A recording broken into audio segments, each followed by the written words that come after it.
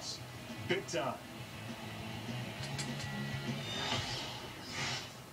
Pretty proud of you guys what you fought. That was thorough. That was a well-played team game. Really, really proud of you guys. Okay, now we're heading back. We'll have a good time on the plane on the way back. And we'll go back to work. We'll go back to work.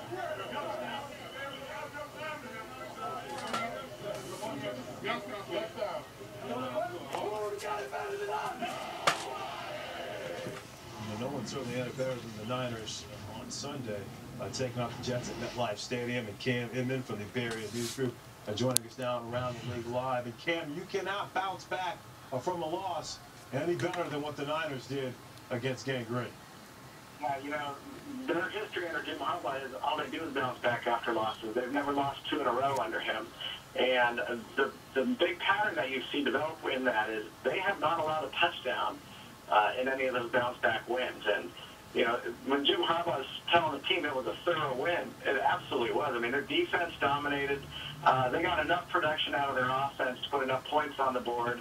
And, you know, they're going home 3-1 after 10 long days on the road. That started with a defeat in Minnesota, and I can guarantee you they weren't shouting who got better than us after that victory, after that defeat in Minnesota. Well, and this is old school football. I mean, this is just, we're going to line up, we're going to punch you in the mouth, and we're going to see if you can withstand the punishment that we're going to deliver here. They rushed for 245 yards. 9 different Niners touched the football, rushing the football. Meanwhile, they held the Jets to 145 yards total.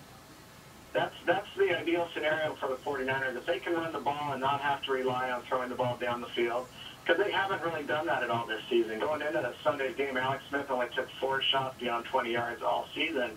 And I think he only had one in that game, and Colin Kaepernick came in and had a bomb to Randy Moss that fell incomplete. But they want to run the ball, and they want to run the ball. They want to stop the run on defense and control the time of possession. And, you know, they want to dictate what's going on in that game. And that's how they went through last season, 13-3, and that's why they're poised for another big run here. Cam, take me through the progression here with Colin Kaepernick, because we spend most of training camp and the preseason with all the attention on the New York Jets and how they're going to use Tim Tebow in the supposed Wildcat. But really, it's the Niners who have made a commitment to Kaepernick and making sure that they have a package for him, and they proved it with the first touchdown of the game. Yeah, now you ready for this? This is what I'm going to call the Wildcat offense. You know, with Kaepernick, you get that. Drum roll, please. Yeah, he's a second-year guy, and he didn't play barely at all last season. Everybody knew he was capable of this, considering what he did in 4 years at the University of Nevada. And he did really, really well in the exhibition season, showing off some of those read option plays. So this wasn't a total surprise. This was on film. The Jets should have been prepared for this.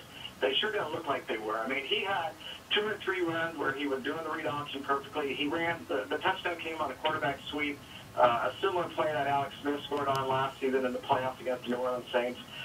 You know, Kaepernick, he's going to get sprinkled in here and there, but I don't think the 49ers are going to force getting him into a game. It's not as if there's an outcry to see more and more Kaepernick like there might be in New York to get Tebow in there to relieve Mark Sanchez while Sanchez is struggling. Alex Smith isn't doing exceptional, but he knows this offense better than any other quarterback on their team.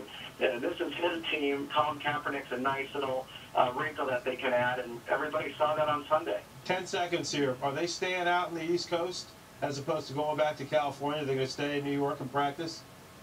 Thank goodness, no. They're back home in California. I was surprised they didn't want to stay in another 5 days in Youngstown, Ohio. All right, so Cam Inman from the Bay Area group joining us on Around the League Live. Thanks, Cam. All right, guys. Take care.